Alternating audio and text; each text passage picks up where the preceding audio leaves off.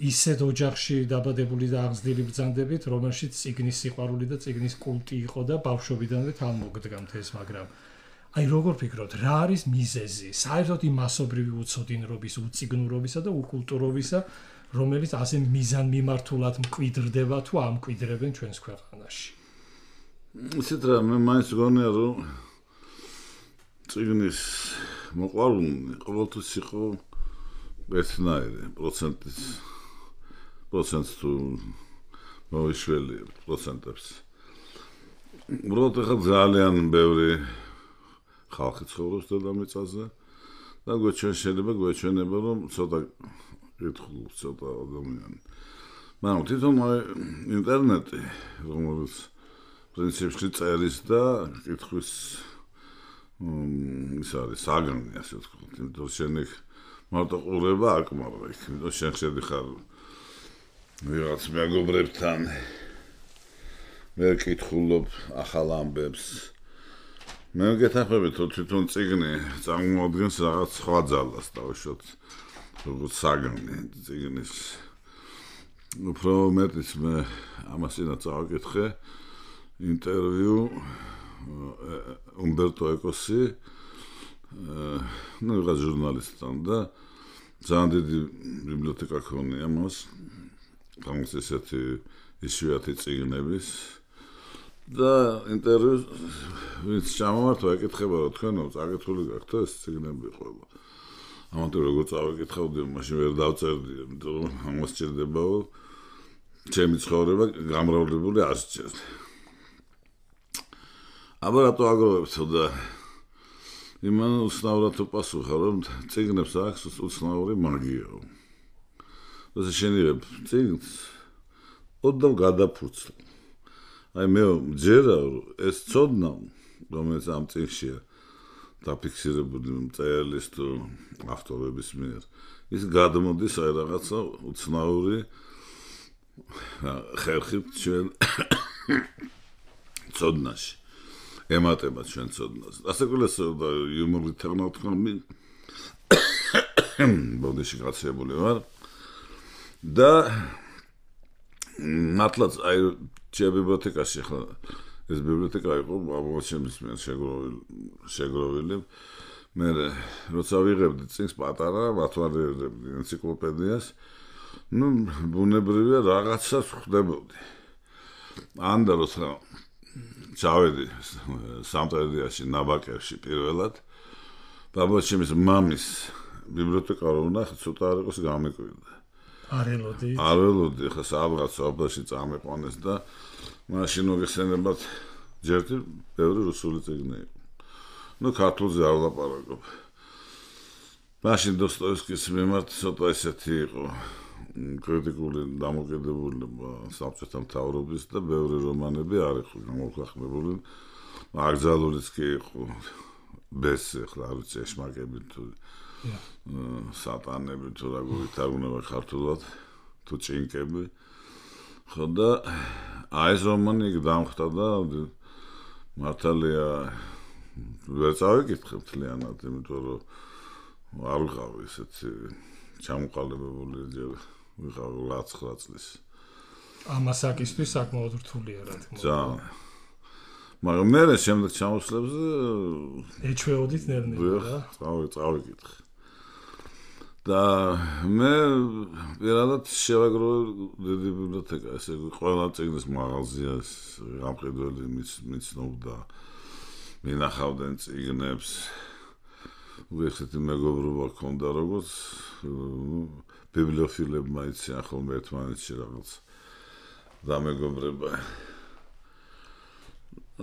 ახლა ის რაც ხდება დღეს დასაკრულია სამწუხარო, მაგრამ როცა ახლა შეხვალ მაღაზიაში და ნახავ რა შესანიშნავი წიგნებია ქართულად გამოცემული. მე მაგალითად ართვანებული წიგნებით ძალიან ბევრი გამოცემულობა მესმის რომ ძალიან პატარა ტირაჟებია ახლა და საკმაოდ ძვირი მაგრამ და ძვირი წიგნებია დიახ, მაგრამ ნუ ის წიგნები დავუშვათ მეფის დროს გამოშვებული ძალიან ძვირი იყო. ეს ყოველთვის ფუფუნება იყო. დიახ. და მაშინ იყო განსხვავება ის, რომ იყო იაფი წიგნები ხალხისთვის. სპეციალურად გამოცემული იყო ისეთ უბრალო ქაღალდზე ყდა არ ქონდა. პოლიგრაფიული დაბალი დონე და ხარისხი რა თქმა უნდა. ასე რომ ბავშვობაში ბატონ რობერტ, აი ვიდრე თქვენ უფრო სხვა თვალით დაინახავდით ცხოვრებასაც და ლიტერატურასაც. აი პირველი სერიოზული შთაბეჭდილება რომელმა ნაწარმოებამ მოახდინა თქვენზე თუ გახსოვთ ესე მის გავლენის ქვეშ რომ მოეკეცით და იყო ლიტერატურული შოკი თქვენთვის. ალბათ მაინც ჰამლეტმა, იმიტომ რომ ეს პიესა წავიკითხე ალბათ 13 წლის. ჩემ და სამწუხაროდ და ძალიან მაგრა იმოქმედა. რასაკვირველი ახლა იყო ძალიან დიდი ისეთი განცდები სხვა წიგნებზეც, მაგრამ ახლა ვერ ვიხსენებ და ჩემი ხსენებაში დარჩა მხოლოდ ჰამლეტი. იმიტომ თვითონ ამბავი რომელიც იქ ხდება ჩემთვის იყო ესეთი შოკის მომგვრელი და მართლა სტრესულ სიტუაციაში ვიყავი. ახალგაზრდა ბიჭი, ხო წაიკითხავს ამ ისტორიას, რომ ბიძამ მოუყვა მამა, დედა გაყვა ბიძამის და ეს შურის ძიება, რომელიც უნდა მოახერხოს გმირმა. ეს ყველაფერი იმდენად მნიშვნელოვანი იყო ჩემთვის, რომ ისევე როგორც მეფე ოიდიპოს მეფე ბატონ დოდო ალექსიძეს დადგმული ეს 53 წელი თუ 14 აღარ მახსოვს კარგად ამ პიესამ ძალიან დიდი შთაბეჭდილება მოახდინა ჩემზე. როგორც ჩანს აი ეს ბავშვური სტრესული დამოკიდებულება ჰამლეტისადმი არის საფუძველი იმისა, რომ თქვენ 7-ჯერ მიუბრუნდით მე თქვენ შემოქმედებაში ჰამლეტს და აი მარადიულად თან გდევთ არა ეს ალბათ არის რაღაც ამაში სიმართლე ხო ამას მოხვება. იმიტომ ეს იმდენად ძლიერი იყო ჩემი განცდა რომ ასე შებრჩა ეს. ამავე დროს არ შემიძლია არ გკითხოთ ვიდრე წმინდა პროფესიულ ლიტერატურულ თეატრთან დაკავშირებულ შეკითხვას დაგისვამდეთ. დღეს არის დამეთანხმებით სერიოზული კრიზისი საერთოდ პიროვნებისა და დეფიციტი ინდივიდუალიზმისა და ასე შემდეგ. და მთელი თქვენი შემოქმედება არის ალბათ რაღაცა კვეთრი მოქალაქეობრივი პოზიციის დაფიქსირება. მაგრამ როგორ ფიქრობთ, რა არის ყველაზე მთავარი, ყველაზე ღირებული თეატრისთვის, რეჟისორისთვის, თანამედროვე ცხოვრებაში, აი მოქალაქეობრივი პოზიცია, უფრო გასაგებად რომ გითხრათ, აი რას ამკვიდრებს რობერტ სტურუა თანამედროვე ეტაპზე, რა არის მისი ყველაზე მტკივნეული სათქმელი, რომლის მხატვრულ განხორციელებასაც მე ის წარმოდგენაში სპექტაკლში ახერხებს. მე ახალს ვერაფერს ვიტყვი, თითოეული ჩემი სპექტაკლები რომელიც დავდგი არის მიმართული რაღაც ერთ ხაზად იქცა. ეს არის ბრძოლა უსამართლობის წინააღმდეგ, ტირანიის ყოველგვარი ძალადობის მიმართ. და ეს არ არის ჩემი არჩევანი, ეს არის მსოფლიო დრამატურგია ძირითადად წერს ამაზე. თუ როგორ ებრძვის ვიღაც გმირი ვიღაც ადამიანს, რომელსაც ჩაიგდო ძალაუფლება ხელში და ეს უკანონით იქნება თუ კანონიერად, მაგრამ ის თავის მოვალეობას არასრულებს ადამიანურ ფარგლებში და კარგოს ყოველგვარ ზნეობას და მორალს.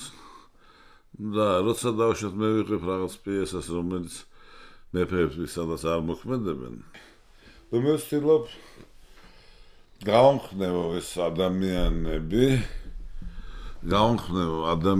რომ ნუ გეშინიათ, თუ არის რაღაცა გასასწრელი, აუცილებლად ეს გასასწრელი გადაივლის. მართალია შენ ცხოვრებას გადაივლის. მაგრამ მაშინ უნდა ებრძოლო და ყველა სხვა შეუძლია ბრძოლა. ის რადიკალური პრობლემები, ანუ მსხვერპლი ამ ზეწოლის, სახელმწიფოს ზეწოლის, მე ამათ ვუყურებ როგორც უბედურ ხალხს, ვინც იმსხვერპლა სახელმწიფომ. და ასეც არის ალბათ, ახლა ჩეხოვის პიესები თუ გადაიკითხე, ხვდები რომ იქ ესენი ყველანი არიან მსხვერპლი იმ რევოლუციის, რომელიც მზადდება და ყველას აქვს აშლილი ზნეობა იქცევიან ისე რომ არ უნდა იქცევდეს ადამიანი და ნელა უთმობენ ამ საშინელ ცუნამის, რომელიც ადრეთუგვიან ამათ გადათელოს. და ძალეკავს. ბატონ რობერტ, პირველად 1965 წელს, როცა თქვენ არტურ მინერის სეილიმის პროცესი დადგით, ამით იწყება ქართული თეატრის ისტორიაში უკვე რობერტ სტურვას პოლიტიკური თეატრი. თქვენ მაშინ ბრძანეთ, რომ ამ წარმოდგენით ჩემთვის შეუმჩნევლად კონცეპტუალურ რეჟისორამდე მივედიოდა. აი ეს იყო 65 წელი. თქვენ მაშინ სეილემის პროცესს ადევნებდით თვალს და აი დღეს რობერტ სტურვა როგორი და რომელი პროცესების მეთვალყურია? ნუ რასაკურველია, მე პედრიკში ვარ ქართველი და მაინტერესებს რა ხდება ჩემს სამშობლოში და რა გვეშველება თუ ეს პროცესები მიიყვანენ სადღაც უსკულისკენ და ყველანი ვართ რაღაც ნერვიულ სიტუაციაში, იმიტომ რომ ესეთი პერიოდი დადგა, სადაც უბრალო ადამიანი პრაქტიკულად გრძნობს თავს როგორც მარიონეტი. ესე იგი, გრძნობს, რომ მას არ შეუძლია არაფერი შეცვალოს. და მიცემულია ცხოვრების დინებას. სტატიკაში ვართ. დიახ. ხო და ამიტომ მეც ვცდილობ ამ საკითხებზე რაღაც ვუპასუხო, ამ გავერკვიო. რასაც თქვენ ფიქრობთ, რასაც ფიქრობს უბრალო ხალხი, ისე ვფიქრობ მე. ნუ ეხლა დადგა ეს სპექტაკლი ასეთი, რომ მაღალი ხელოვნების ნიმუში აღმოჩნდა, ძალიან ძნელია. ისევე როგორც მოქალაქეობრივი პოზიცია კარგია, მაგრამ სპექტაკლი მაინც ხელოვნების სფეროა და ნაწარმი. ამიტომ უნდა იყოს იქ ეს ყველაფერი ისე დადგმული და ისე ნათამაშები, რომ შენ მოგეწონოს იდეის გარეშე. ეხლა რასაკვირველია თავისთავად მოქმედებს ხარ, რომ მე დავუშვათ დავდგი სპექტაკლი რიჩარდ მესამეზე და ყველა გრძნობდა, რომ ეს არის საბჭოთა კავშირის ტირანიის მიმართ დადგმული. პირდაპირ დემონტაჟი ამ სისტემისა თეატრალურ სექციაში. და რასაკვირველია, ანდა ყვარყვარე. მაგრამ იქაც კი ჩვენ მაინც ვახერხებდით რაღაცა ხელოვნებასთან მიახლოებას, იმიტომ მარტო ლოზუნგები დღეს უკვე არაფერს ანიშნავს მაყურებლისთვის. მით უმეტეს, რომ ისეთი გზა გავიარეთ ამ ბოლო წლის მანძილზე, რომ ყველაფერს იწერებოდა გაზეთში. ჩვენ არ უნდა გადავიქცეთ გაზეთად და აი ეს ერთული ძალიან მნიშვნელოვანი ჩვენთვის. აგრეთვე, ნუ არის ესეთი მომენტი, რომ შენ ზოგჯერ გინდა როგორც სირაქლემა თავი ჩარგო. ვითომ ვერ ხედავ და არ გესმის. ვითომ ვერ ხედავ, ცოტა გაერთო და ესეთ მდგომარეობაში ვართ. ეხლა მე მაგალითად ხშირად სვამ.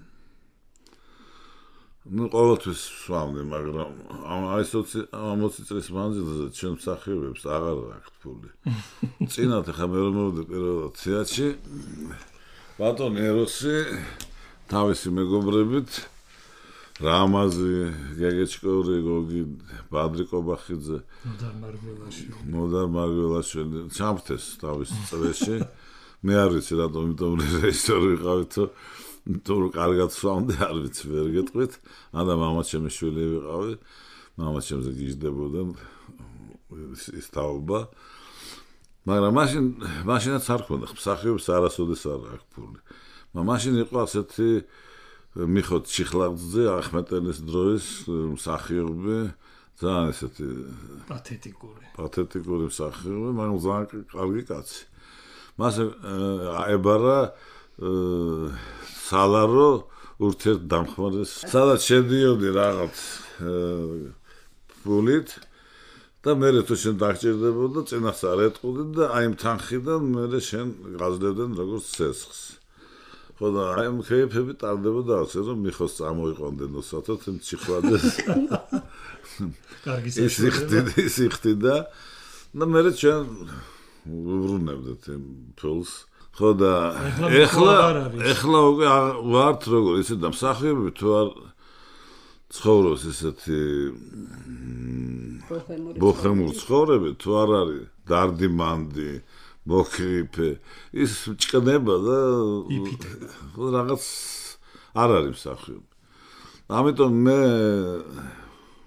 რადგანაც მე ბედმა გამიყიმა და უცხოეთში დავდივარ და რაღაც ფულს მაძლევენ რომელსაც მე ჩემს ოჯახს ვახმარ და რაღაც ნახას ვიტოვებ ხა არ ვტრაბო ხო ჩემთვის და ჩემ მეგობრებისთვის ფაქტობრივად თეატრისთვის ხო იმიტომ რომ მე არ შემიძლია რომ მსახიობები იყვნენ დაჩიავებული რაღაც და თქვენი შემოქმედებით ებრძვით და ებრძოდით ტირანიას დესპოტიზმს და ტოტალიტარიზმს და ავტორიტარიზმს და ამ დროს თქვენი პროფესია თვითონ რეჟისორის პროფესია როგორც ამბობენ დიქტატურას არ გამორიცხავს.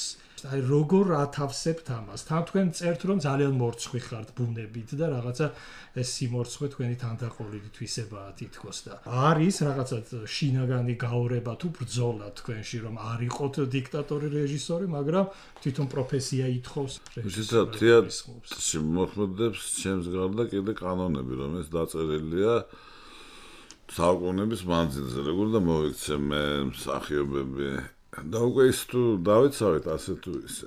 პირობითად. მაშინ ნორმალური ხარ რეპეტიციაზე არ უნდა დააგვიანო, არ უნდა მოხდე მთვრალი. ახლა ყველას გონია რომ ჩვენ და რაღაც აშინელი ის არის. ავირახსნელი. შრომის დისციპლინა ელემენტი. მე გეტყვით რომ ჯერტი ჩვენ ვართ როგორც დღეს მოდაშია სიტყვა გამჭირვალე სიტუაციაში. იმიტომ რომ ყველა ხედავს რაც ჩავდივართ. აგა სამოწყოფოში რა შევდეს ექიმი არავინ არ იცის. თუ ვიღაც არ აღმოჩნდა ვიღაც ინტრიგანი და რაღაცა არ თქვა იქ ხო. და ამიტომ მე კი ვარ დიქტატორი, იმიტომ რომ როცა შენ უნდა შენი ჩანაფიქრი განახორციელო ადამიანებთან ერთად და ადამიანები ზოგჯერ არ გეთანხმებიან შენ. მაგრამ მე ვერ დავაძალებ იმ მსახიობს თუ არ დავუმტკიცე რომ მართალია ისიც ვერ ითამაშებს ახლა ძალდატანებით. ამიტომ როგორც ტოსტონოგოვი ამბობდა შესანიშნავი მოდუსი მოიგონა თავის პროფესიის განსაზღვრისთვის. ის ამბობდა диктатур это добровольная диктатура. театр добровольная диктатура. ანუ მსახიობი ხშირად ვეუბნები შენ როცა აპირებდი შესვლას თეატრალურ ინსტიტუტში მშობლები უსაცოდ გიშლიდათ ხო ხოლმე შლიდან მე შენ თვითონ შემოდი ამ თეატრალურ ინსტიტუტში და დაამთავრე გახდი მსახიობი. ეხლა ძალიან გთხოვ პრეტენზიები ჩემსკენ არ გქონდეს. ეს არის შენი არჩევანი, შენი წოდის რა მიდიოდი. შენი წოდი რა გელოდა დაუშვათ ამდენად არა. ამდენად ზოგჯერ მე ბედის წერა ესე ზურგით შეუტრიალდება. და მე ყველაზე ძალიან გორი მტკივა როცა ვანაწილებ როლს. ну წარმოვიდგენ რომ მე ვარ ვიღაც ახალგაზრდა კურს დამთავრებული მსახიობი და უნდა მოვიდეს ვიღაცა ადამიანი ვინაც 1 წლის მეტი ისწავლა და მასზე დამოკიდებული ჩემი ბედი ის ამირჩევს მე კი არაფერს არ ვაკეთებ მე ვდგილარ როგორც ესეთ მინახია ფელინის კინო როცა სავსკიპოში შედიან და ირჩევენ ათვანდებენ და შეიძლება იმას უნდა ჰამლეტის თამაში დასაკვირველი ეს არიღებს ჰამლეტს და როცა მოდის როცა უკვე მიაღწევს რაღაც წარმატებას ხდება ავტორიტეტი მას შეუძლია თვითონ აერჩიოს როლები მისთვის უკვე დარჩენილია მეფე ლირი მაგრამ მეფე ლირს ვერ ითამაშებს ის უკვე განაწილებულია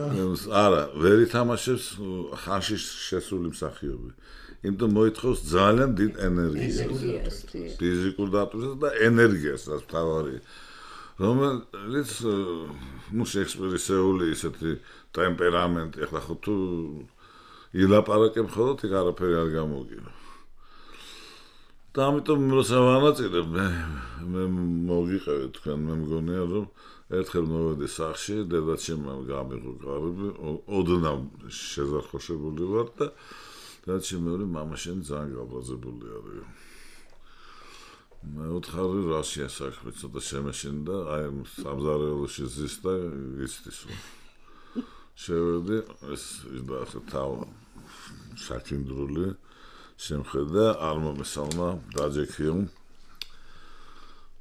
დავჯექი რაშია საქმე დღესო მე ვქეიფებდი შენ მსახიობებთან რუსთაველის თეატრის მსახიობებთან და ბევრმა სულად ილაპარაკა შეზე ძიმე დასწრო ახლა მე მომენტალურად მივხვდი რაშია საქმე იმიტომ რომ დღეს დილით გამოვაქვეყნე გამოცდილება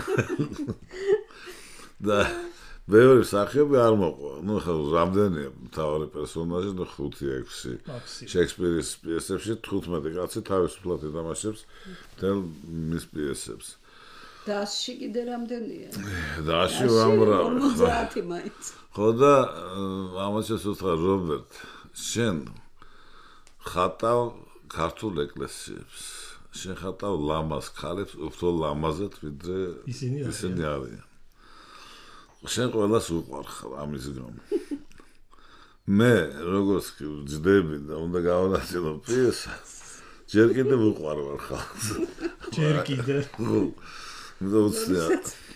მეორე დღეს როცა გამოაქვეყნებენ კედელს და ჩამოგიდებენ ამ განაწილებას მე ძალიან ცუდ მდგომარეობაში ვარ ხოლმე ბატონ რობერტ თქვენ ერთხელ თქვით რომ თეატრი ჩემთვის არის პოეზიის დარგი აი მაინც როგორია ეს პოეტური თეატრი ან მისი ესთეტიკა და პრობლემატიკა და ან პოეზია რამდენად ახლოა სიმართლესთან იმ სიმართლესთან რომელიც თქვენ ასე გიყვართ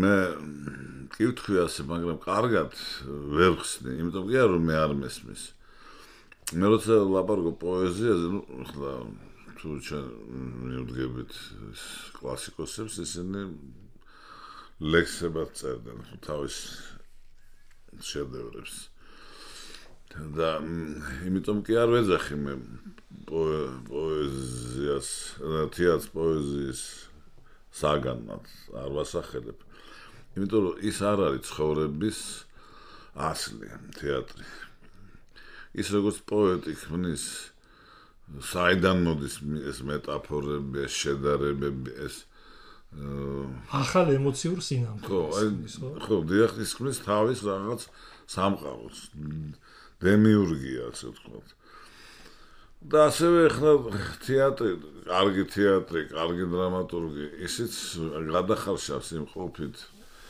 მდგომარეობას რომელიც არის ცხოვრებაში და აქცევს პოეზიის საგნად ეხლა მაგალითად არ დამამიწყდება როცა ანატოლი ეფროსის წიგნი წავიკითხე დიდი ხნის წინ გამოცემული იყო ახალგაზრდა ვიყავი იმან აღმოჩნდა რომ ჩეხოვის პიესები დაწერილია ვერლიბრით და საკმაოდ რიტმიზებული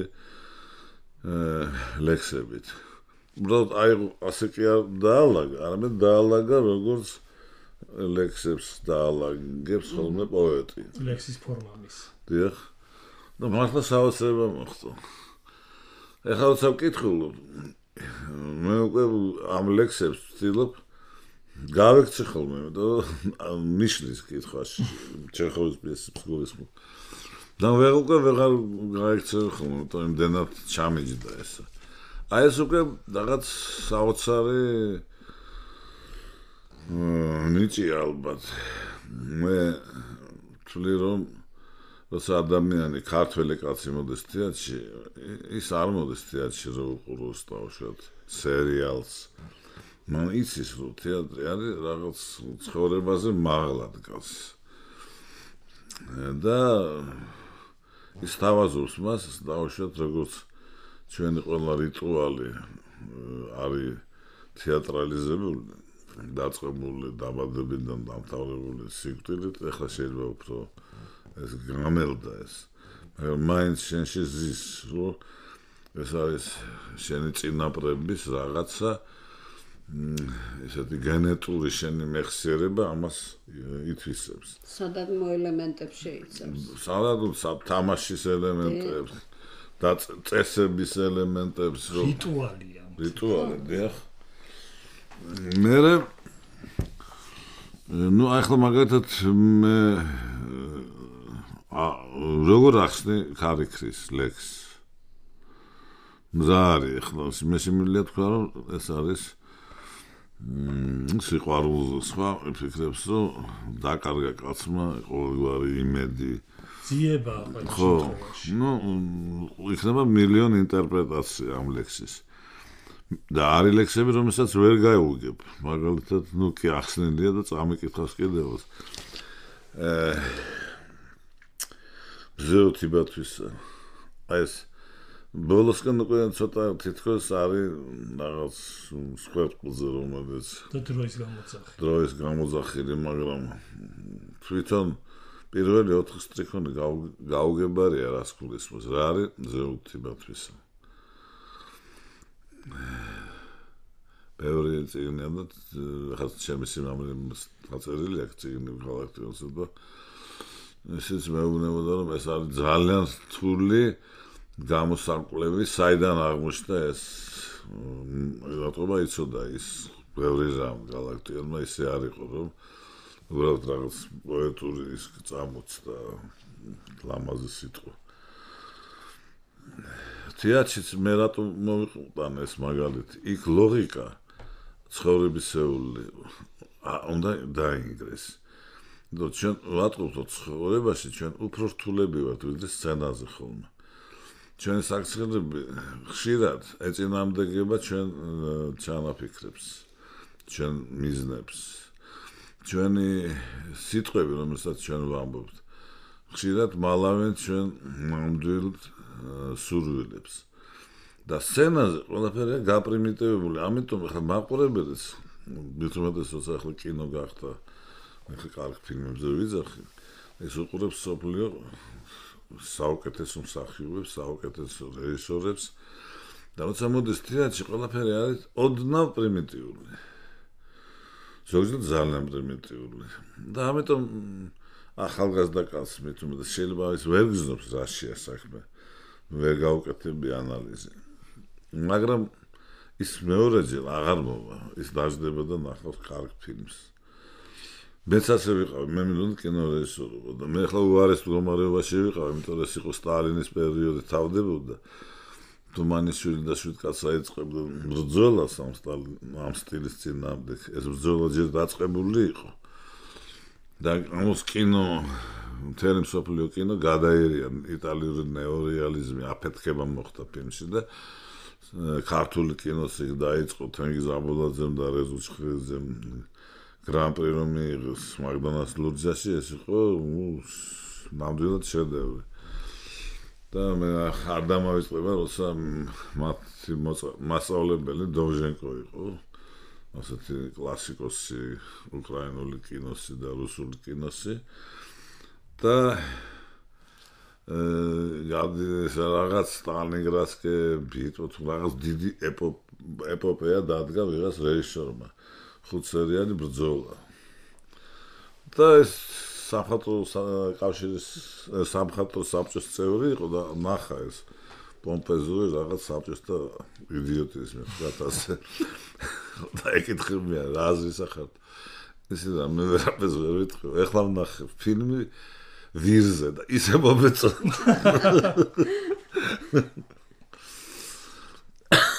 ბატონ რობერტ თქვენ ამბობთ რომ ხართ თვითირონიული თვითკრიტიკულიც მართალია მე მგონია ვარ მაგრამ ამ ბოლო დროს რაღაცას ვამჩნევ რომ ნაბეტარი თავში ავივარ მართლა დღეს მეხმარებიან ეს არის ძალიან კაი ესა მეთოდი გაანადგურო მოწინააღმდეგ უნდა აქო მეთომეს სუპრაზებზე ვარ ხო და მე ვგზნობ რომ ვიმახსოვრებ ამ სიტყვებს მე ვატყობ რომ ვინც არც ისე ბევრი ლაპარაკა ცოტა ვიმოღმები ну ატყობა სიმერეც თავისაშობა, ახლა ახალგაზრდა კაცი აღარა ვარ. მაგრამ აი ასაგზე ვიდრე გკითხავდე, თქვენ იმასაც წერთ, რომ თეატრალურ კრიტიკას ასა განსაკუთრებული ზეგავლენა თქვენზე არასდროს მოუხდენია. და აი ვისაც უნდა კითხო, თქვენი თაყვანისმცემელი იქნება ის თეატრმცოდნე თუ კრიტიკულად განწყობილი თქვენ მიმართ, სრულიად გადაუჭარბებლად და ქათინაურის გარეშე გეუბნებით თქვენ ახლა პირველად არ გესმით ეს შემგან, ყველა აღიარებს თქვენს განსაკუთრებულ ტალანტს. ოღონდ აი რას უპასუხებდით იმათ, ვინც ასეთ ბრალდებას გიყენებენ ზოგადად, რომ რობერტ სტურუამ განავითარა რეჟისურის თეატრი კი არა, მან დაამკვიდრა რეჟისორის თეატრი და სტურუას სპექტაკლებში პირველ რიგში ჩვენ ვხედავთ თვითონ სტურუას სცენაზე. იქ მთავარია მისი კონცეფცია და მეორე ხარისხოვანია მსახიობი, მისი განცდა და მისი გარდასახვა. აი რახან თქვენ კრიტიკული და თვითკრიტიკული და ამავე დროს თვითირონიული ბრძანდებით, აი მაინც მაინტერესებს თქვენი ინტერპრეტაცია რა იქნება. ну მე არ ვთვლი ამას სიმართლეთ ახლა ისიც რა არის მაგალითად უცნაური ფენომენია თეატრი. მაგალითად ახლა როცა შენ მიდიხარ გამოფენაზე, შედიხარ ნაციონალურ მუზეუმში, დავუშვათ სადღაც ინგლისში, ხო? და მიდიხარ და როცა დაინახე რაფაელის რამდენიმე ტილო და იცანი, ეს რაფაელი ამბობ. მე გავადიხარ და რემბრანდტს ვცნობ. მე კიდე სხვა მხატვრებს, მე იმპრესიონიზმის დარბაზში გავადიხარ, აგერ დეგა, აგერ რენოარი. და ამას შენ რომ ისინი ხატავენ ისე რომ თავის თავს გამოხატავენ ყველა მათი ნახატში და არაფერი ცვლილებას ვერ ატყობ, ამას შენ აწერ მას როგორც დადებით ნაწილად დადებით რა ქვია იმას დადებითად აფასებ იმას რომ ის არ იცვლება რომ მიქელანჯელო არის მიქელანჯელო და არა ლეონარდო მუსიკაშიც იგივეა რომ ხსნა შენ უსმენ დავუშვებ ეს ამბობ რომ ეს არის დავუშვებ ბალანჩივაძე მაგრამ თეატრს აქვს ეს ფენომენი და კრიტიკოსები მართლები არიან რომ ამბობენ რომ სუერთნაირი არის. ახლა ერთნაირი არ ვარ, იმიტომ მე ბევრი პერიოდი გავიარე სხვადასხვა ის მქონდა სტილი.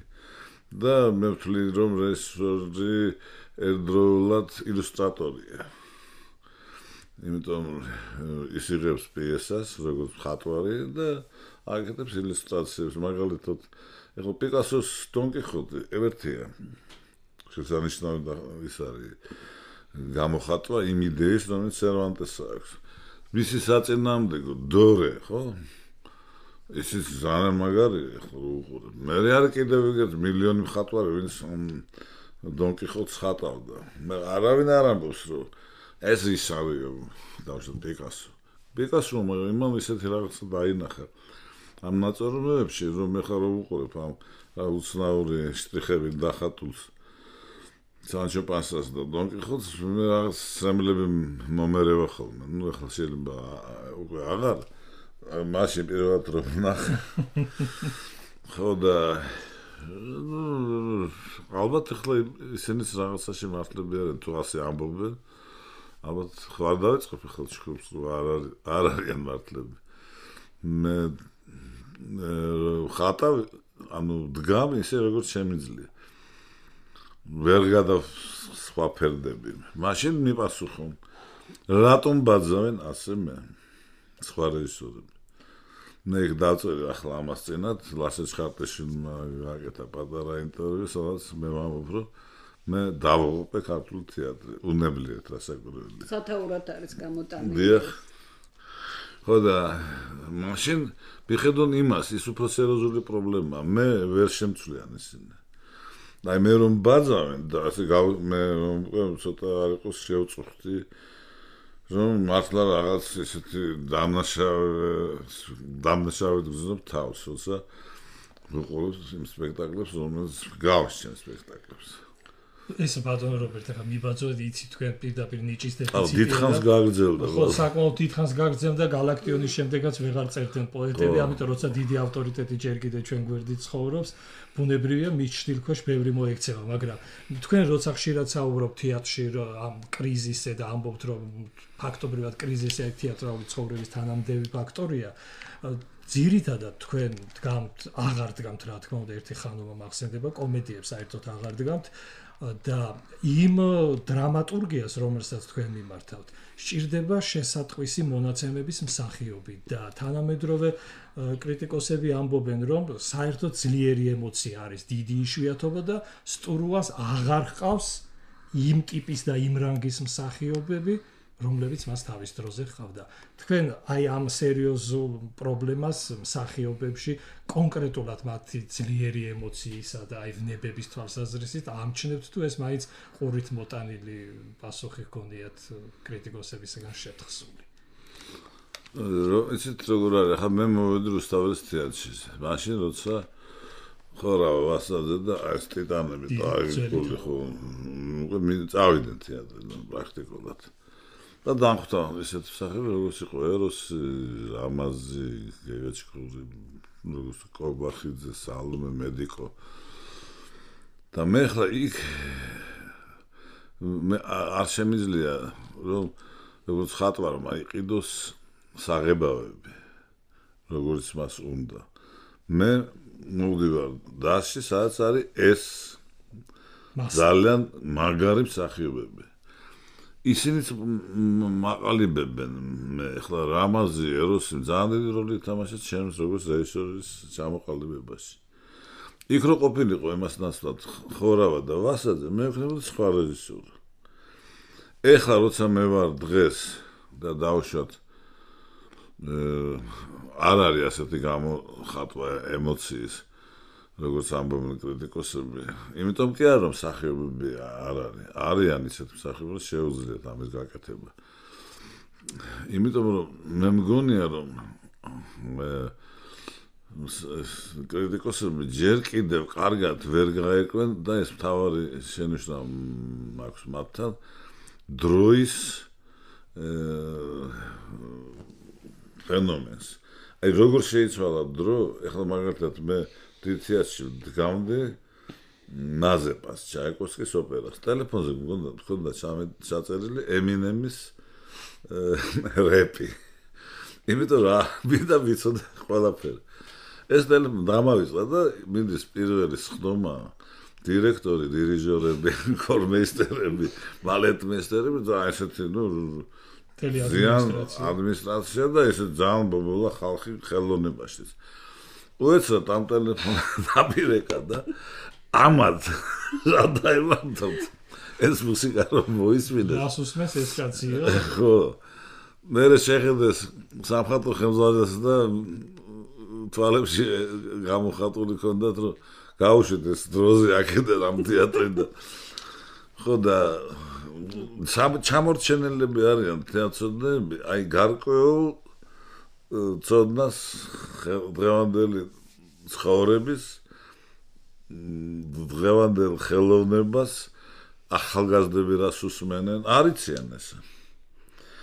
და თუ იციან, მხოლოდ იმიტომ რომ დისკოტეკაში დადიან და ატარებენ დროს, ისინი სერიოზულად არ სწავლობენ ამ პროცესებს. მე ვცდილობ არ ჩამოვწე, ხო დილით რომ დგები ერთი ნახევარი საათი ვიყურებ, ნახევარი საათი ბევრია, 15 წუთი მაინც შევხედა მოდების დემონსტრაციას. იმიტომ რომ ჩემ პროფესიაში უნდა იცოდე ისეთი რაღაცა, რაც შესაძლოა სხვამ არ უნდა იცოდეს. მე ხარ რომ მომიტანს ხატვარი და ეს ამ კოსტიუმებს, მე უნდა რა პროფესიულად აუხსნან. როგორია ეს რა მინდა მუსიკა და რატო არ იციან თეატროდნები. აი ხა მოსკოვში დავდგი ისა ქარიშხალი. მე და კალაგინი რომელიც ასრულებს პროსპეროს როლს, წავედით პრეს კონფერენციაზე. ვიღაც გოგონა ძალიან სიმპათიური შეხვდა და წაიკითხეთ, მაგრამ ხო არ გითხულობს ხალხი გაზეთებსაც. და მეკითხება, რუსულად დაიწყოს პრესკონფერენცია, მეკითხება. Бадон Роберт, ну, русский каргат, если можно быстро расскажите сюжет пьесы. Састрапот, ори. Орцучи, რავდა მოყვა, მე თვითონ ძლივს გავერკვი ამ პიესაში. Ну, ასეთი გაუნათლებელი კრიტიკოსები მე ჩემთვის უკვე იწევს რაღაც საშინელ ბრძოლას. ბრძოლას კი არა, აღშფოთებელს და მე ვეჩხუბო. მაგრამ ნუ მაინც არა ვეჩხუბო. ახლა დრამატურგიას რაც შეეხება. მე უბრალოდ კლასიკოსებზე არაფერს კითხავთ, მაგრამ აი როცა თანამედროვე ქართულ დრამატურგიასთან მიდგება საქმე, თქვენ თუ კი მოკიდებთ ხელს რომელიმე პიესას და აირჩევთ, აღმოჩნდება რომ ან მისი მხატვრულ იდეოლოგიური დონე არ გაკმაყოფილებთ, ან კიდევ რაღაც სხვა პრობლემაა და ეს თქვენი პროტესტი იმაში გამოიხატება ძირითადად რომ აი ფაქტობრივად სიუჟეტს დატოვებთ და სათავეს შეუნარჩუნებთ და დანარჩენი მიდის მაინც სერიოზული ქირურგიული ჩარევა აი ამ დრამატურგიულ მასალასთან გაქვთ საკუთარი მიდგომა, საკუთარი დამოკიდებულება. როდის არის თქვენთვის საინტერესო პიესა, თანამედროვე პიესა? რა შემთხვევაში კიდევთ ხელს მას? აი რა არის თქვენთვის აი პირველი პასუხი იმისა, რომ ეს გამომადგება სპექტაკლისთვის და მერე რატომ ერევით ასე სერიოზულად მის ქსოვილში და რაც მერე იწევს ზოგიერთი დრამატურგის გაღიზიანებას. თქვათ ეს არის ძალიან საინტერესო პროცესი რეჟისორისა და დრამატურგისა, რეჟისორის მიმართებისა დრამატურგიულ ნაწარმოებთან რაღაცა ახალი იქნება, უკვე განსხვავებული. იცით რა აი მაგალითად ახლა შექსპირის პიესები როცა ის წერდა, მაშინ იყო ძალიან გავრცელებული მეკობრეები, ასე ვთქვათ, რომლებიც მოდიოდა სპექტაკლზე, დავუშვათ შექსპირის სპექტაკლზე და ჩუმად იწერდნენ ტექსტს, რომელიც ხვდა სცენიდან. მერე გავდიოდნენ და ბეჭდავდნენ. საავტორო უფლებები ჯერ არ იყო ისე ჩამოყალიბებული, როგორც არის დღეს. და როცა შენადარებ დავუშვათ იმ ტექსტს, რომელიც ხვეს სცენიდან, იმ ტექსტთან, რომელიც არის დავუშვათ დაბეჭდილი პირველ მეორე ფოლიოში, ეს სხვადასხვა ტექსტია. ეს არის სპექტაკლის ტექსტი და ეს არის მისი მიერ დაწერილი პიესის ტექსტი. ანუ თვითონ შექსპირი ხლა ის დასის წევრი იყო, ასე კუთვნოდა რამდენიმე აქციები ამ თეატრის და ერეოდა დადგმებში. ესე იგი, სცენაზე ხდებოდა სხვა ვერსია პიესის ჩამოყალიბება. ეს ტრადიცია არის თეატრში. ეხლა როგორც თქვენ ამბობთ, რადიკალურად მაინც და მაინც არ ვცვლი პიესას თანამედროვე ავტორის ცდილობ პირიქით. თუ აქვს მას რაღაცა ისეთი ძვირფასი ინდივიდუალური თვისებები, ის ამოვხაჩო ამ პიესიდან. მე პირიქით მგონია, რომ მე ძალიან ესეთი როგორ თქვა, ფაქიზად ვუდგები. ინდობთ ხშირად დრამატურგის ტექსტს. არა, ნუ არის ახლა ისეთი ტექსტები, რომელიც შეიძლება გადაყარო, აი როგორც შექსპირი თავის დადგმებში ყრიდა ამ ტექსტებს. ის ხო არ ანადგურებდა ამ პიესებს, ის პიესები რჩებოდა. მე რო დავწვა პიესა დავუშვათ, მაშინ და ერთადერთი ეგზემპლარი მაშინ კი მესმის. ამიტომ ჩვენ გვაქვს უფლება რომ შევქმნათ რუსთაველის თეატრის დავუშვათ ისე ვიძახი ახლა ბულღაძე. მიუხედავად იმისა, რომ ბულღაძე პრეზიდენტზე მოიტანა და სასწრაფოდ დაბეჭდილი პიესები, თავისი რომ მაყურებელს შეედარებია, რომ რა უწერია მას და რა არის ჩვენს დადგმაში, მაყურებელს ვერ ნახა განსხვავება ამ ტექსტებში. კი, დადგმაში ნახა, მაგრამ ტექსტები ხო არ შემიცვლია. მე რაღაცა მივაწერე, ახლა ასე ვაწერთ, ახლა როცა ჰამლეტი უცადავს დედა და ეს არ უწერია დედა, ეს არ არის დიდი დარღვევა. უშიშარი კაცი ვარ ესე იგი. იმიტომ რომ ჩემი პროფესია მოითხოვს საშინელ ვაჟკაცობას. აი ასეთი ვაჟკაცობას არც ერთი ხელობა არ მოითხოვს, როგორც მოითხოვს რეჟისორისაგან და მე მსახიობისაგან. იმიტომ რომ მსახიობი გამოდის და პირდაპირ ეუბნება დარბას, ნუ ახლა მე არ ვიცი ლოზუნგება, ამბობს იმ პრობლემაზე, რომელიც რასაკვირველი აღიზიანებს სახელმწიფოს. იმიტომ თუ მე მაგ კრიტიკებენ, მე გამიცდი ამბობს და ახლა წარმოვიდგინე მეფე რასიზანდო. არასოდეს არ დამავიწყდება რევიზორი არის კორუფციაზე დაწერილი პიესა. მთელი რუსეთი იღებს ფულებს ასე და პროვინციაში ხდება მოქმედება. როცა ნიკოლოზ პირველმა ნახა, იცით რა თქვა ნიკოლოზ პირველმა? Всем досталось, особенно мне. ზოგადად ყველას მოხდა. მაგრამ ყველაზე მეტად მეფემ. ნიკოლოზ პირველს საშინელ მეფემ და სპექტაკლის გაუშვა. იყო შემთხვევა, როცა დრამატურგია გიშლიდათ ხელს რეჟისორულ გადაწყვეტაში. თუ ასეთი შემთხვევა, მე მგონი მაშინ საერთოდ არ აირჩევთ ამ პიესას. თუ მაინც არ იცით რა, როცა შენ დგამ პიესას, მე იქნება შენ და უნებურად სამყარო ამ პიესის, ამ სპექტაკლის უფრო სწორად. და არის ჩვენ თვითონ არ ვიცით როგორ იქნება ეს სამყარო, ამას გზნობს მსახიობი, მე ვგზნობ. და უკვე არის ტექსტები, რომელიც ამ სამყაროს არ უხდებოდა. ჩვენ იმას შემომცირებთ ხოლმე. და ნუ შემცირება არის ნორმალური, მაგრამ არის წერილები, რომელიც ვერ იტანენ, ერთ სიტყვას ვერ ამოუღო. სვავე რეაქცია აქვს და საშინელი. ბატონ რობერტ, აი თქვენ ბრძანეთ წერან ასაკი. გავიდა დრო, რამდენ რამეს ალბათ გადახედეთ და ცხოვრებისეული გამოცდილებასთან ერთად პროფესიული გამოცდილებაც და ბევრი რამ დააგროვეთ ცხოვრებაში. აი მაინც საქმეზე რომ მიდგეს. რამეს აი იმისგან, რაც თქვენ დადგით, რომელიც ყველაზე მეტად გიყვართ ან ხშირად გახსენდებათ. ეხლა ჩარევის საშუალება რო გქონდეთ, სერიოზულ ცვლილებებს შეიტანდით. თუ გწყდებათ რამეზე გული აი მაშინდელ გადაწყვეტაში რაღაც ამ გადასახედიდან გაკლია. ანუ თითქმის ისეთი პრობლემა ბავშვი თუ დაიბადა და არის ისეთი დაიბადა როგორც არის. ახლა მე იმას ვერ გადავაკეთებ. მე არ ვიძახი დავუშვათ თუ აქვს ტუჩი რაღაც რო ეძახიან კურდლის ტუჩი იმას გლის რაღაც. ამას ნუ გავასწორებ, მაგრამ დანარჩენს მის სულს ვარიანტი არ არის რომ შენეცადო და მიუბრუნდე იმ ძველ პიესებს. მით უმეტეს მე ვცდილობ ეხლა არ ჩათვალოთ ეს მე ტრამახობ ისე მე ვცდილობ დავივიწყო ეს სპექტაკლები. მაგრამ როცა მიხდება მუსიკის ამორჩევა ძველ სპექტაკლებიდან, აი ყველა რეპლიკა მასენდება.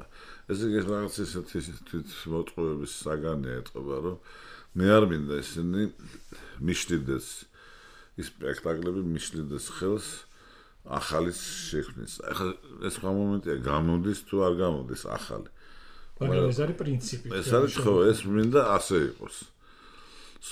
იმიტომ რომ მე მაშინ აზრი არ დავამთავრე თეატრისგან, იმიტომ არ არის კმაყოფილი კრიტიკოსი, იმიტომ რომ ის რომ მოდის თეატრში როგორც უბრალო მაყურებელს უნდა ნახოს დაუშვათ ვიღაც კარგი მსახიობი ისე რომ ვერ იცნოს. აი ეს არის თეატრში ერთ-ერთი რაღაც ისეთი აუცილებელი მომენტი, გარდასახვის მომენტი. შენ რომ მიხარ რუსთავის თეატრში, შენ დაახლოებით რო იცი რა არის რუსთავის თეატრი, ნახო ვეცრად სხვა რაღაც. ნუ ეს ძანძნელია ახლა, რა ვქნათ. დიდხანს ცხოვრობ ეთყობა და თორე საერთოდ უნდა გითხრათ რომ პრაქტიკა მსოფლიო თეატრისა მივიდა იქამდე რომ დიდხანს არტოვებენ სამხატვრო ხელმძღვანელს ერთი და იგივე ადამიანს. იმიტომ რომ ეს როგორც პრეზიდენტობა, პრემიერ-მინისტრობა ის აჩერებს ცხოვრების დინებას. დიახ. თქვენ რო სუფრაზე საუბრობდით წეღან და გაიხსენეთ თქვენი არც თუ შორეული წარსული. ბოლო პერიოდში თქვენ იცით როგორი უტრირება მოხდა და საერთოდ მიზანმიმართულად რომ ებრძვიან და ანგრევენ ეროვნულ ფასეულებებს და ღირებულებებს გასაგებია, მაგრამ და ამ ფონზე თქვენ წერთ რომ ბევრი ქართული წესი და ტრადიცია ფასეულობა ქართულმა სუფრამ გადაარჩინა. აი კონკრეტულად, უფრო კონკრეტულად ეროვნული ხასიათის რომელ თვისებას ხედავთ ქართულ სუფრაში და რა არის, აი მაგალითად მე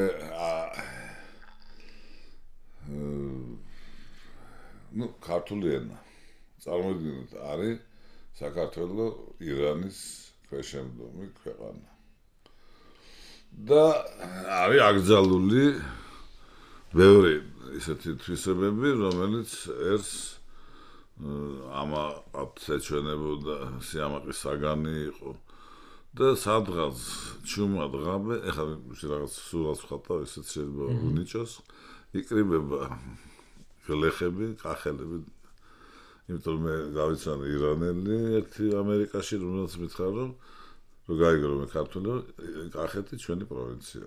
აჰა. როგორ ხასიათზე უნდა დადგე. ხო და სხედან სუფრასთან სვამენ, მღერიან, ქართულად ლაპარაკობენ, იხსენებენ ვეფხის ტყაოსანს. რაღაც ქალი შემოდის ალბათ რომელმაც დაიმახსოვრა ეს პოემა. ეს ხო არის მოთხრობა რო არის რეი ბრედბერის 450 გრადუსი ფარანგეიტის მიხედვით იქ როგორ არის წიგნები აკრძალეს და არიან პიროვნებები ვინც დაიმახსოვრა თვითონ ისა შედევრი არის ილიადა რომელსაც დამახსოვრებული აქვს მთელი პოემა ილიადა მე ოდისევსი სპეციალურად აკეთებენ ხალხი ისე რომ ეს წიგნები ეს ასე ვთქვათ, კაცობრიობის მიერ დაგროვილი ცოდნა, სიყვარული, პოეზია თუ ხელოვნება შეინარჩუნოს. გადარჩეს. და ამიტომ ეს სუფრები მე ასეთ ფუნქციას მე მგონი ამ მიზეზით წარმოიშვა ეს. მე ვიძახი არარიტუალურ სუფრას დავუშვათ ქორწილი ეს ყველა ერთს აქვს. აი ეს ყოველდღიური ვთქვათ კეიფი. ეს არის მარტო ქართველებთან მე ძალიან მიყვარს ეს ტრადიცია და მე შეიძლება ქართული სუფრა რასაც სტრესებიდან განთავისუფლებს. ან სევდიან მდგომარეობაში თუ ხარ გამოგიყვანს იქიდან. თუ გიხარია, მაშინ იმასაც გაუსწორდება. ამიტომ მე ასე ვიძახი რომ ქართული ენა შემოენახა ქართულმა სუფრამ სიმღერა მით უმეტეს და ალბათ პოეზიას. იმიტომ ხა შაირები ხო პოეზიის საგანია მაინც. შექსპირის ენა პრინციპში არქაულია. მე მგონია რომ ზოგ შემთხვევაში უფრო რთული გასაგებია ინგლისელისთვის ვიდრე ვეფხისტყაოსანი. და მე თუ შენ იმ ენით იმიტომ იმ თეატრებში სადაც ისინი თამაშობდნენ იკრიბებოდა სრულად უბრალო ლონდონელი ან ჩამოსული რაღაც ვაჭარი და საერთოდ ისმოდა ის სიტყვა რომელიც ამასთვის ამ ხალხისთვის იყო აბსოლუტურად ნაცნობი მაგრამ ბილს სიტყვაობა ჩვენთან ისეთ რა ყველა ისეთი ევროპულ ქვეყანაში ეს სიტყვაობა გაქრა, იმიტომ რომ ლეგალიზება მოვიდა ამ სიტყვებს და აი დავუშვათ ეს ინგლისური სიტყვა fuck, ხო? ეს პრინციპში აღარ ნიშნავს იმას, რაც და რუსები დავუშვათ და ქართველები თარგმნიან უფრო რბილად ვიდრე წარმოიშვა, მაგრამ იქაც ეს არ ზღვის ისე. ეხლა არის ისეთი სიტყვები, რომელიც შენ რო გითარგმნა, ინგლისურიდან რო გითარგმნო ყველაზე ისეთი შეურაცხყოფილი გენება არ არის ღარიბი ძროხა ეს რაღაც პერიოდი იყო ეს საშინელი ამის თქმა არ შეიძლებოდა არ დაალახოს ეშმაკმა როგორც გერმანელები ყველაზე უფრო ღორს ვერიტანენ და ამ დროს მაგრამ მე როცა ხემენგოემ პირველმა დაბეჭდა ხო ეს სიტყვა რომელიც მე ვთქვი და იმიტომ ვთქვი ასე თამამად რომ უცხო ენაზე ეს ნათქვამი მე ახლა პრინციპში როგორც ადამიანი და როგორც რუსთაველის თეატრის რეჟისორი მე მიჭირს ახლა მე მოსკოვში წამაკეთეს პიესა რომელიც არ ვიცი მე ეს რა წავიკითხე შემოძრწუნებელი რაღაც ვერც უყვები ხოლმე აი ამ კუთხით ამ კუთხით არა კიდევ არ ეს კუთხით იმიტომ რომ ესეთი აღირახსნილობა სექსუალური თანაც როგორ უნდა დადგეს არ მესმის აი რუსთაველის თეატრში გელაძის სპექტაკლზე მე პირადად მომწონს ეს სპექტაკლი და ზოგი რამე შურს კიდევაც მაგრამ ჩვენ უნდა იცით არა სიტამამე არა რაღაც სინაღდე და სინაღდე რომელიც მაინც რაღაც პოეზიაში გადადის ახლა ხშირად სვენიან ქართველებში რომ ესე იგი ქართული ისტორია ასე ამბობ ეს არის კრებული მითების და ლეგენდების იმიტომ რომ საკვირველია რომ მეფეებს არავითარ ესეთი კი მე ისტორიკოსები პოულობენ დოკუმენტებს და იციან მათი ცხოვრება მაგრამ ჩვენ როგორც გვასწავლიან ეს სიცრუეა ჯერტი რატომ არ უნდა იყოს სადღაც მატიანეში ნახსენები შოთა რუსთაველის აი ეს ჩემთვის ეს უცნაური ის არის მისტიური რაღაც გაუგებრობა ესე იმიტომ რომ ხო ახლა ჩვენ შეგვიძლია წარმოვიდგინოთ რა მოხდა იქ ალბათ ვიღაცას აწვევდნენ და ნიმანოთ არა ეს აშალეთ აღარ ახსენოთ ეს კაცი საერთოდ ახლა მითხრეს ვიღაც მომღერალზე რომ იმას აღაძლევენ უფლებას ტელევიზორში გამოჩნდეს იმიტომ რომ ვიღაცა აწვევდნენ მას ასეთი რამ საბჭოთა კავშირში არ ხდებოდა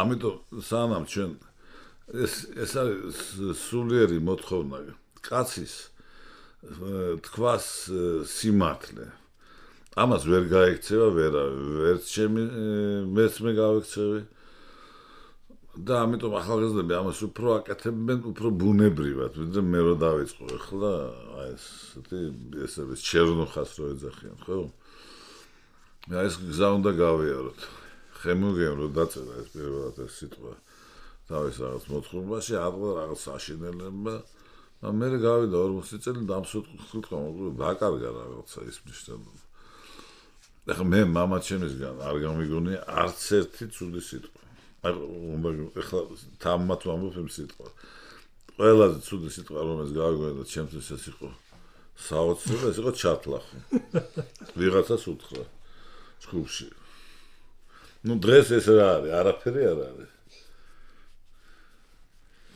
ვები გესმის ხო და კიდე ის რომ დავდგე მე დავდგე ასეთი სპექტაკლი ძალიან კარგი პიესა ლაშა დაბუკაშვილის და ძალიან კარგი სპექტაკლი იყო პიესანა ხო და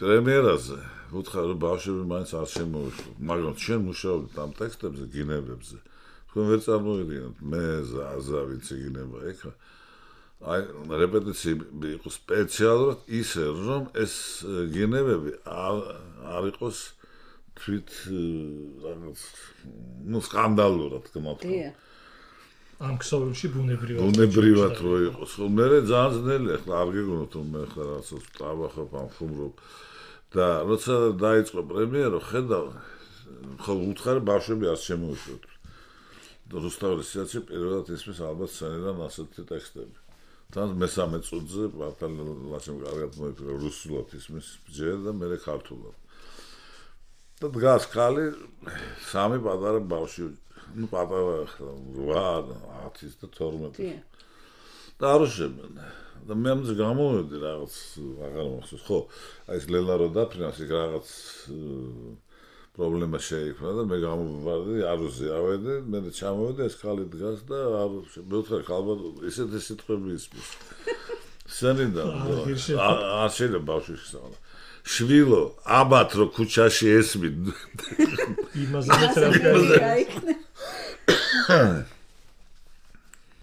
ქართულ თეატრს მაყურებლის გარეშე დარჩენის საშიშროება ალბათ არ ემუქრება მაგრამ მაყურებლის გემოვნებას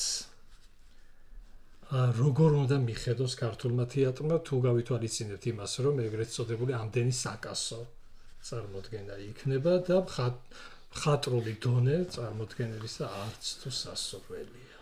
გამოსავალს რაში ხედავთ? ვინ და როგორ უნდა იზრუნოს მაყურებლის გემოვნებას? უნდა ჩვენ შევეგუოთ მასა არის მდაბიო. სოფლიოში ყველგან. ყოველთვის ასე იყო. ყოველთვის ასე იყო და იქნება. ეს არის ნორმალური ქვეყნის ნორმალური მდგომარეობა. ამერიკაში მინახია სპექტაკლები მე-10 წუთზე გამოსულა. და ხალხი კინო ჩამქოლეს, როგორ შეიძლება წასვლა უშლი ვიღაცა იქ ზის. ძირითადად სპექტაკლებიდან გამოვდიოდი, მაგრამ ესენიც ახლა რა ვიცი რატო მიგვიყვანდა ხოლმე ასეთ სპექტაკლებს. მიუზიკლები ახლა რო ვიყავ, თითოეულ ვიყავ ნიუ-იორკში. ყველა მიუზიკლი ვნახე. აი პირველი აქტის შემდეგ მივდიოდი. ეგრე გასაგები იყო ჩემთვის. ნუ რა საკვირველია ეს მიყვანილია ძალიან მაღალ დონემდე. ტექნიკურად მე მსახიობები სიმღერიდან გადადიან ცეკვაზე, ცეკვიდან ტექსტზე უბრალოდ. ესე ბუნებრივია მათთვის ყველა ეს მიუზიკლები. ნუ ამის შურს ნამდვილად, როცა ხედავ ესეთი რაღაც ძალიან ორგანულ თვისებას მსახიობების. აი მაგალითად მე ვიყავი ინსტიტუტში, მე ოსტონოგოვი, ბევრი რეჟისორები ვიყავით ამერიკაში. და ლოს-ანჯელესში შევედით, შეგვიყვანეს თეატრალურ ინსტიტუტში. ნუ ხო, ესენი ვარსკვლავები, რეჟისორები ესეთი დიდი და უყურებთ სცენას, რომელა ჯულეტადან ბალკონის აივნის სცენას. მე გადავიყვანეს და ეს უკვე მომეწონა ყვირილებს აკეთებდნენ მსახიობები. ანუ დავშვათ ყვირილი, როცა შენ კერძზე დადის ობობა. ყვირილი, როცა შენ მოშვერილია შენზე იარაღი. და ეს ყვირილები, ეს უნდა იყოს სხვადასხვანაირი ყვირილი და ძალიან მაგრა აკეთებდნენ ამას. უკვე თავისთავად ეს აზრი ძალიან მომეწონა. და მე გადავწყვიტე უკვე მივიდივარ რაღაც გვიანა სადი რაღაც და გამოვარდა რაღაც მოხუცი ხალი დარბაზიდან და გვეუბნება ძალიან რთულთ რომ ნახეთ ჩემი სტუდენტები ცეკვის ისავარობნეო პედაგოგიო რაც სიმპათური ხალათ მოგვეჩვენა ყოველთვის მოგვეჩვენა შევედით დავჯექით და მოხდა მოემზადეთო და არის დაახლოებით 30 აი ჯანმრთელი ამერიკელი გოგო ბიჭი ლამაზები გაიკეთეს ფეხსაცმელზე ჩვენ არ ვიცით რატო იკეთებენ ეს ხალი დაждდა პიანინოსთან და დაიწყო ჯაზის დაკვრა და ეს 30 კაცი სტეპის ცეკვა დაიწყეს ამ 30-მა კაცმა აი ასეთი სამახობა მე შეცხოვებაში არ დამოვიწყდება იმენად იყო ეს რაღაც დღესასწაული ახალგაზრდობის რაღაც სიხარულის ნუ არ ვიცი ჩემთვის ეს იყო ძალიან დიდი ემოციის მომგვრელი რაღაც ფაქტი ისტორიულად ბატონ რობერტ ჩვენ ქართველები ფორმის ხალხი უფრო ვარ თუ შინაარსის იცი გასაგებია ეჩვენება ყოველს ფორმის. მაგრამ ისე და ფორმას როგორც იცმევს ქართველი კაცი, ნიშნავს რომ ძალიან კარგად არის საქმე შინაარსთანაც. და ხო იცის რომ ამას არ ჩაიცმევს. მე ვსულ მიყვის ხოლმე საიდან ასეთი შეგრძნება სტილის, გემოვნების, ხო? ეხლა მაგალითად თმა მომიყვა რომ კონცერტზე მიდიოდნენ სადღაც ნიუ-იორკში და ერთ ქართველს არ იცვე კარგად. მეორე ქართველი თქვა რომ მე არ მოვდივარ კონცერტზე, დაგიცეთ მანქანაში. იმას შერწყვა რომ იჯდეს ასეთ ადამიანთან გვერდით. ნუ ახლა ესეთი რამე ძნელი წარმოქმნილია რომ მოხდეს იქ, იმიტომ რომ რას არ ნახა ხო კონცერტი. როგორ ჩაცმულ ადამიანს შეხვდები. ჩვენი ყველაზე დიდი გასაჭირი რა, უფრო მენტალობის პრობლემა გვაქვს ქართველებს თუ არა. ჩვენ ძალიან დიდი გასაწევი გაქვს ის რომ ჩვენ მივეჩვიეთ სიცრუეს. და ეს სიცრუე ჩაგვიჯდა ისე ღრმად, რომ ჩვენ უკვე ვერ ვიზნობთ ამას. აი მაგალითად დავიღოთ ეს გამჭვირვალე მილიციები რო არის. პატრული. ეს არის, არა, პატრული კი არა, მილიციას აშენებენ შენობებს. ყველანი იცით რომ რა ხდება იქ სარდაფებში, ხო? სადაც ჩუშები არ არის. და ვითომ არ იცით.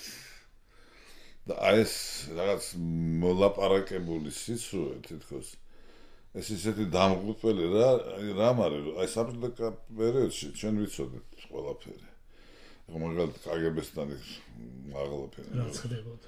არა, მე მივდიოდი ქუჩაზე და იქ ბიბლიოთეკა იყო, ერთად ჩაწერილი იყო.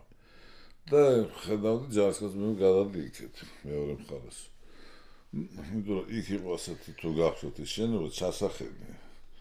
შენობა იწყებოდა მიწა და ის გადიოდა ასფალტი მაღლა. ვიცოდით რა ხდებოდა იქ მოაწამებდნენ, კლავდნენ. და არ უმალავდით, არ ვიტყუებდით თავს ეს ჩვენ გვეჩვენება. და ეხლა რაღაცა ისეთი დროა, რომ ყველა ისეთი საკუთარ თავს ატყუებენ. და ეს ჩემთვის არის ყველაზე საშინელი, რომ ესეთი გაიჟღინთა სიცრუით ყველაფერი რა. ტყუდებით? კი. არა, ტყუდებით როგორიც, ეს არის ძალიან საინტერესო ფსიქოლოგიური მომენტი. არ ტყუდებით თითქოს. მაგრამ აი რაღაცა იქ პატარა იმას გადაწევ და ხო არა, ნუ რა მოხდა ახლა, იმ დროს ხო იყო ასე და რაღაცა